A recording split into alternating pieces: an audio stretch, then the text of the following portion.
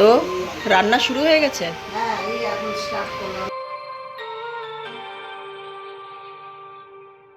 Hello everyone, welcome back to my channel explore with Mona and সাবি। আপনারা সবাই কেমন আছেন? আশা করি আপনারা সবাই ভালো আছেন। তো কালকে ছিল জামাই ষষ্ঠী, তো আজ আমি জামাই ষষ্ঠীর ব্লগটা নিয়ে আপনাদের কাছে চলে এলাম। আর আজ আমি জামাই ষষ্ঠী রিলেটেড কিছু শর্ট স্টোরিজও বলবো আপনাদের সাথে। তো চলুন আজকের এই ব্লগটা শুরু করা যাক। তো আমরা বাড়ি চলে গেলাম জামাই ষষ্ঠী উপলক্ষে। তো সকালে উঠেই দেখি মা কি সুন্দর পুজো করেছে, ষষ্ঠীর ঘট বসিয়েছে। কি ভালো লেগেছে সকালে উঠেই। আর মা নাকি সেই 6টার থেকে উঠেই পুরো একাই অ্যারেঞ্জমেন্ট করে পুরো পুজোটা করেছে। একা মানে মিঠু একটু সাহায্য করেছে, কিন্তু মোস্টলি মাই পুরো পুজোটা করেছে।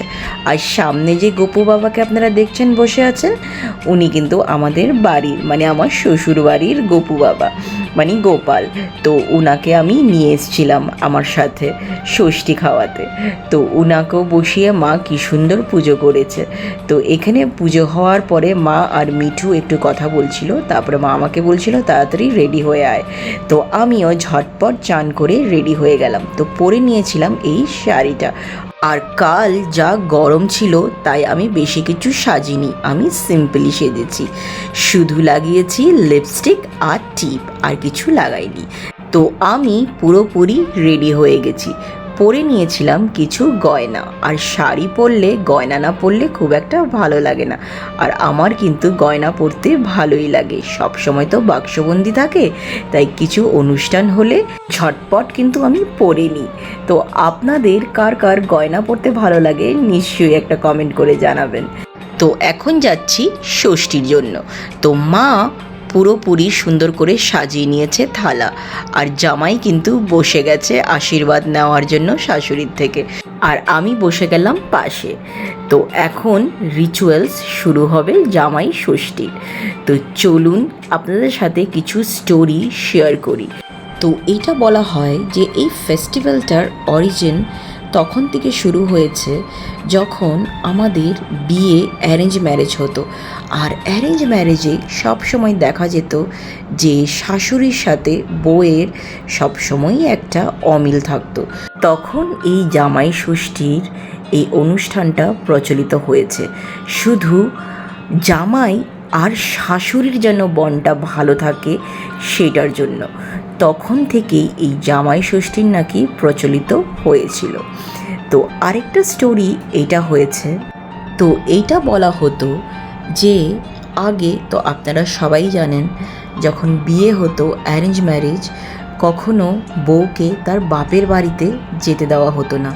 এটা বলা হতো যে ও যতদিন অবধি একটা ছেলে বাচ্চা জন্ম না দেবে ততদিন অবধি কিন্তু সে তার বাপের বাড়ি যেতে পারবে না।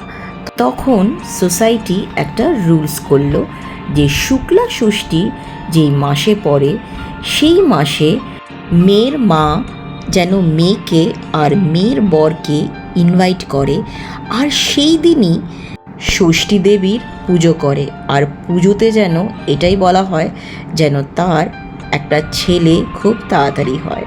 আর তখন থেকেই নাকি এই জামাই ষষ্ঠী প্রচলিত। তো চলুন আরেকটা স্টোরি আমি আপনাদের সাথে শেয়ার করছি। তো এটা বলা হয় যে এক গৃহবধূ ভীষণই লোভী ছিল। সে নাকি নিজে বাড়ির সব খাবার খেয়ে বলতো ওদের বাড়ির বিড়াল নাকি সব খাওয়া খেয়ে নিয়েছে।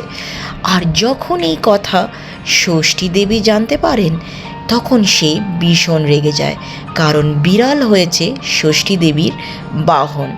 তখন ষষ্ঠী দেবী এই গৃহবধূকে শিক্ষা দেওয়ার জন্য ওর ছেলেকে গৃহবধূর কাছ থেকে সরিয়ে নেয়।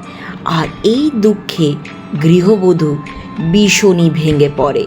তখন ষষ্ঠী দেবী এক বৃদ্ধর রূপ নিয়ে সেই গৃহবধূর কাছে আসে, আর এসে গৃহবধূকে সব কথা বলে যে ও কি করেছিল। আর এই কথা শুনে গৃহবধূ একদম ভেঙে পড়ে ও ষষ্ঠী দেবীর কাছে ক্ষমা চায়। তখন ষষ্ঠী দেবী গৃহবধূকে ক্ষমা করে দেয় আর ওর বাচ্চাকে আবার সেই গৃহবধূর কাছে ফিরিয়ে দেয়। কিন্তু সোসাইটির মানুষ কিন্তু এই গৃহবধূর যখন এই কথাটা জানতে পারে তখন কিন্তু ওরা গৃহবধূকে ক্ষমা করতে পারে না।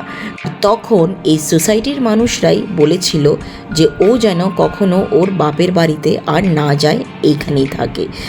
তখন এই গৃহবধূর মা ষষ্ঠী পুজোর দিন তার মেয়েকে আর জামাইকে ডেকে ষষ্ঠী পুজো করে ওদেরকে খাওয়ায়। তখন থেকেই নাকি এই জামাই ষষ্ঠী প্রচলিত। তো আমার এই 3টে গল্প আপনাদের কেমন লাগলো নিশ্চয়ই কিন্তু কমেন্ট করে আমাকে জানাবেন। আর ভালো লাগলে লাইক কমেন্ট শেয়ার কিন্তু নিশ্চয়ই করবেন। তো বলতে বলতে দেখুন রিচুয়ালস কিন্তু হয়েই গেছে। তো এখন মা রান্নাঘরে চলে এসছে, তো চলুন একটু কথা বলা যাক। কি বানাচ্ছ?